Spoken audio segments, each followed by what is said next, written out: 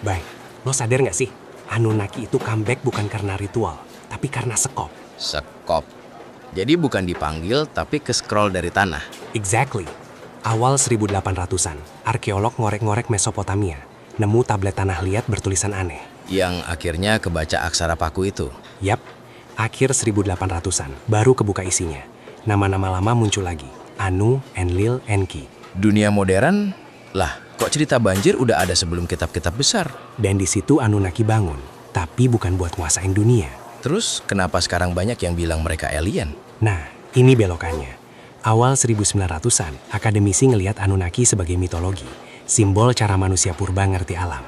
Masuk akal. Tapi sekitar 1950-70-an, ada penulis populer yang bilang, ini bukan dewa, ini alien. Plot twist science fiction. Katanya mereka datang naik pesawat, bikin manusia, bangun peradaban. Padahal di teks aslinya, Nol.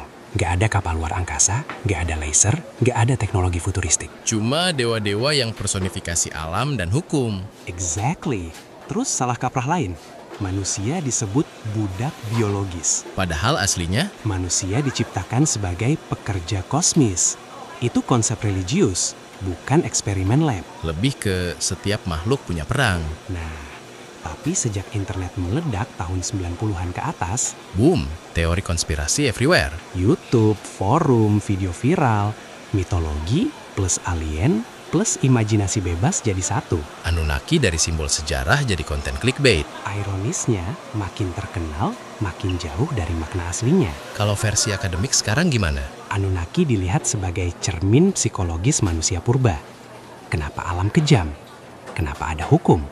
Kenapa manusia kerja dan mati? Dulu jawabannya dewa. Sekarang, sains, filsafat, hukum. Berarti Anunnaki bukan dikalahkan. Tapi digantikan cara berpikir baru. tapi kok masih sering muncul di film, game, musik?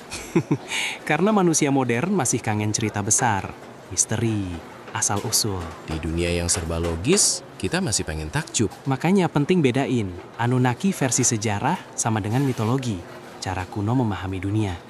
Anunnaki versi pop culture sama dengan interpretasi modern. Seru, tapi nggak selalu akurat. Bukan buat matiin imajinasi, tapi biar nggak salah paham. Karena dari awal, kisah Anunnaki itu bukan laporan ilmiah. Tapi cerita tentang manusia. Tentang takut, harap, dan usaha ngerti hidup. Jadi pesan paling relevan hari ini, Bukan soal dewa turun dari langit. tapi manusia yang selalu nengadah ke langit.